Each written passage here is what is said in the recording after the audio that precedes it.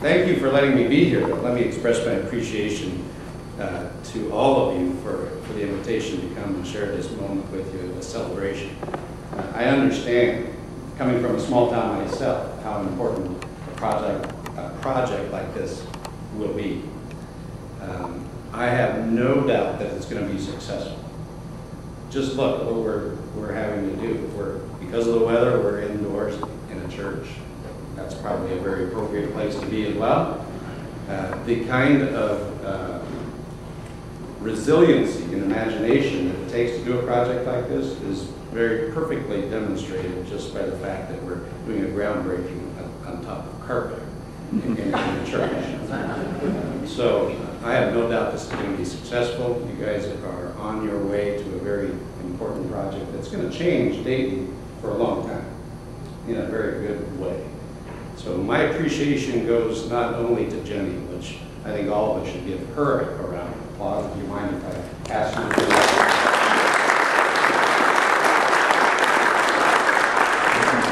I know she's worked a long time on this with a lot of other people, but I think I first heard about this project at least, I'm not even certain, 4 or 5 years ago when I was in the legislature and also served on CUR. So I'm not a total stranger to what's happening here in Dayton, and certainly very honored to be able to be a part of it today.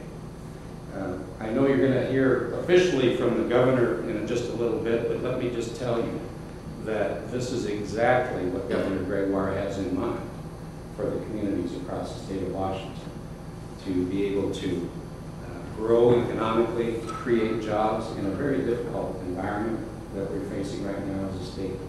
And she's just excited that a town like Dayton, who I think you guys can say very proudly that you're pulling yourselves up by your own bootstraps in order to make a better place to live. So you have a lot of reasons to be proud due to that.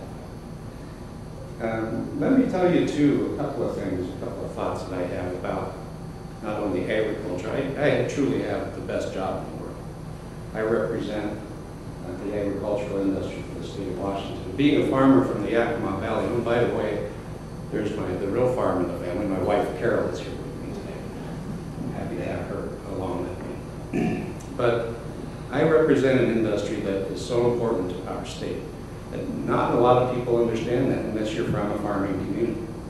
And unfortunately, the majority of the people in the state of Washington are not from farming communities. In fact, most of the people in the United States are not from farming communities. Currently, I think what's the population of farming families is less than 2% of the United States population, which, you know, in our grandparents' and great-grandparents' time, it was 180 degrees difference. Everyone had some, or a lot of people had some connection to agriculture. That's not the case anymore.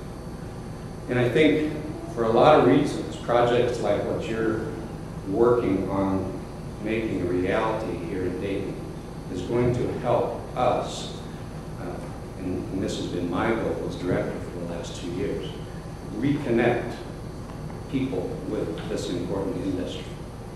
I think that's just so important for us to be able to do that. I think there's a lot of things that are working in our favor as we try to do that. You know, there's a movement afoot. People want to know where their food comes from. They want to look the person in the eye that produced that food that they get. Did you know that there are, I think, almost 160 farmers markets just in the state of Washington? And that number is growing every year. Almost every citizen in the state is within a convenient distance from a farmer's market, and the popularity of them is amazing. The interest in locally grown produce in the state, as well as things like organically grown and naturally grown products, is just an amazing thing. And I think that kind of, even for urbanites or people from downtown Seattle, have this interest in agriculture that I don't think we've seen for a long time. So capitalizing on that is going to do tremendous things for our industry and for our farming communities. And I say that in kind of a selfish way. Being a farmer,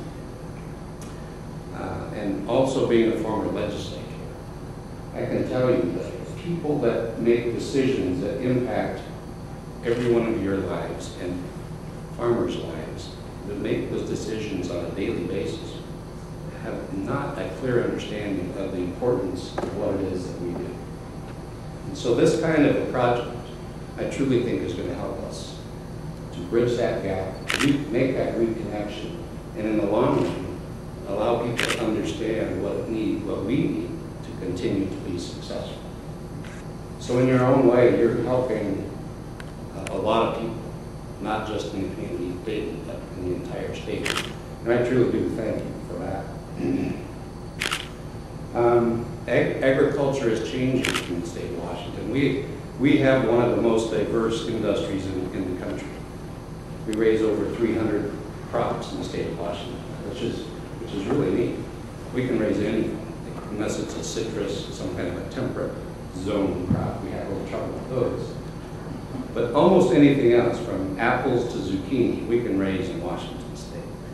So with that capability, we can also come up with almost any food product that you can imagine.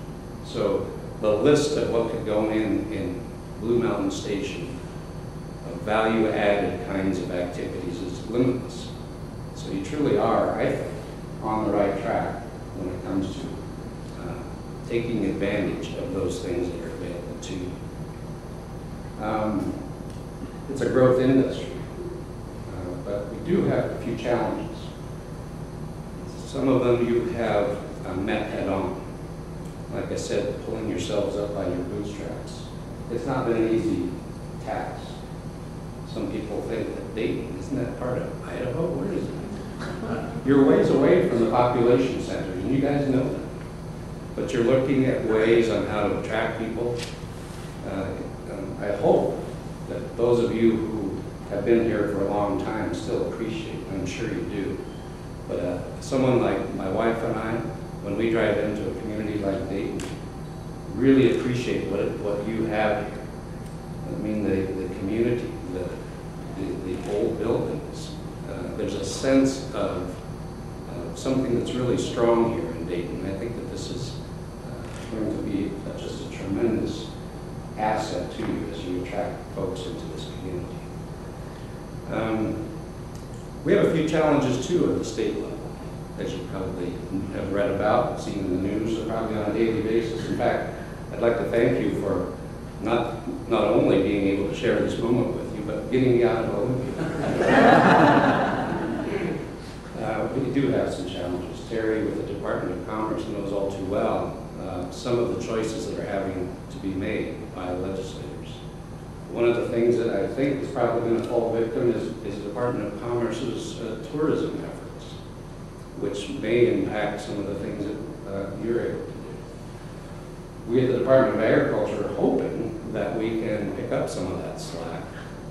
Perhaps it may be left by them not being able to provide those services, and expand some of the things that we currently are doing to help people understand more about agriculture. We have a Savor Washington, which is a program that reaches out to folks and let them know what's available in areas of the state when it comes to food.